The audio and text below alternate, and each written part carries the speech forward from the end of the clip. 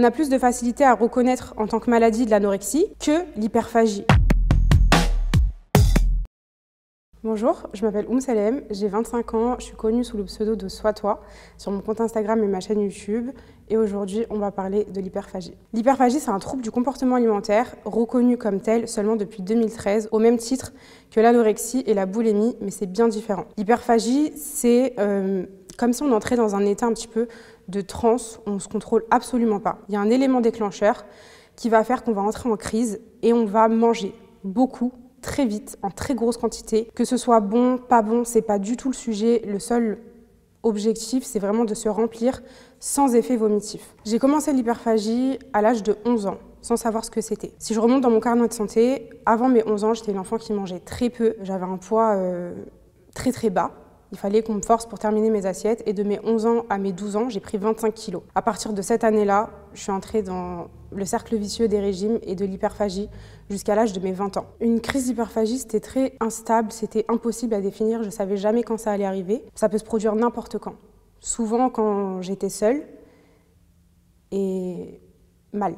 Après une crise d'hyperphagie, tu réalises déjà ce qui vient de se passer. Et là, il n'y a qu'un mot qui vient, c'est « je me dégoûte ». J'ai pas envie de me regarder, j'ai pas envie qu'on me parle. Je veux juste être seule comme si j'étais un monstre qui se cache dans sa tanière. Et c'est horrible à vivre. Les mots qui me venaient quand ça arrivait, c'était vraiment du dégoût. C'était le mot dégoûtant. Je suis dégueulasse. Et c'est horrible de dire ça. On dirait même pas ça à sa meilleure amie. On dirait pas ça même à sa pire ennemie. Et pourtant, c'est ce qu'on se dit quand on fait une crise d'hyperphagie. À l'âge de 14 ans, je fais mon premier gros régime. Je perds 20 kilos en un été. Mais je perds aussi des cheveux, je perds aussi mes règles et je perds confiance en moi en réalité. Et à partir de ce moment-là, toute ma vie, j'ai fait des régimes.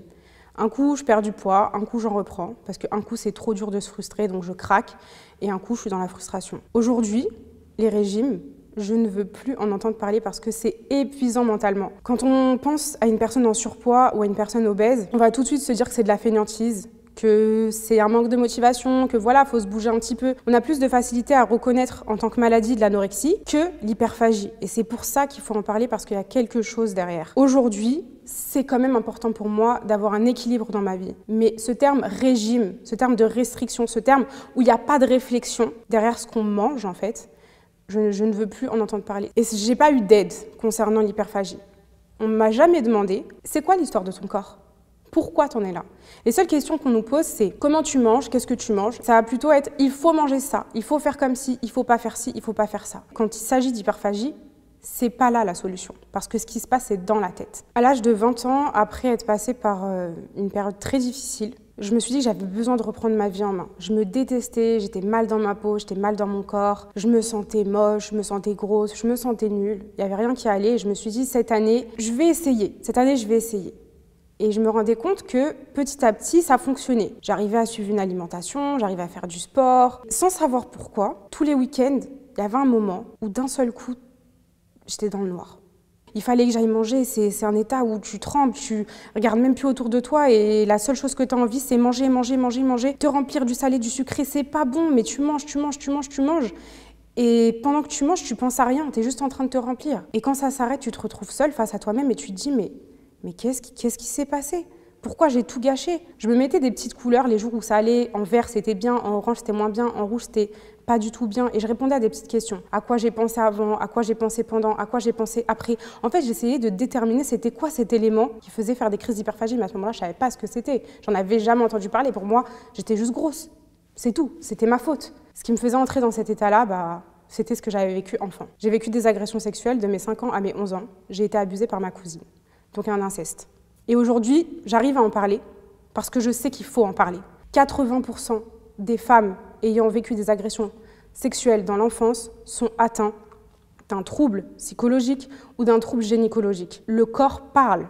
Aujourd'hui, j'ai 25 ans, je suis en surpoids et même obèse pour d'autres raisons que l'hyperphagie, mais ça a énormément joué dans ma vie, ça a fait où je suis aujourd'hui. Si on prend mon carnet de santé, de mes 11 ans à mes 12 ans, j'ai pris 25 kilos.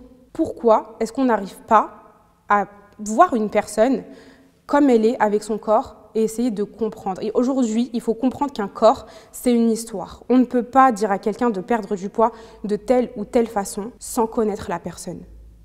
sans essayer de savoir ce qui s'est passé. Et la nourriture, c'était plus qu'un échappatoire, c'était bien plus profond que ça. Si l'hyperphagie est reconnue comme un trouble du comportement alimentaire, c'est qu'il faut le guérir comme tel, comme un trouble du comportement alimentaire, comme un trouble psychologique. Ce n'est pas un régime qui va nous faire guérir de l'hyperphagie. J'ai réussi à guérir de mes troubles du comportement alimentaire en les comprenant, avec beaucoup d'efforts, avec beaucoup d'années, dans l'optique d'apprendre à m'aimer, d'apprendre à me voir sous un autre jour, vouloir à aimer être qui je suis, à être moi. Donc ça c'est passé par accepter mon passé, c'est passé par des thérapies de groupe, c'est passé par des thérapies individuelles. On en guérit en se faisant aider, en parlant.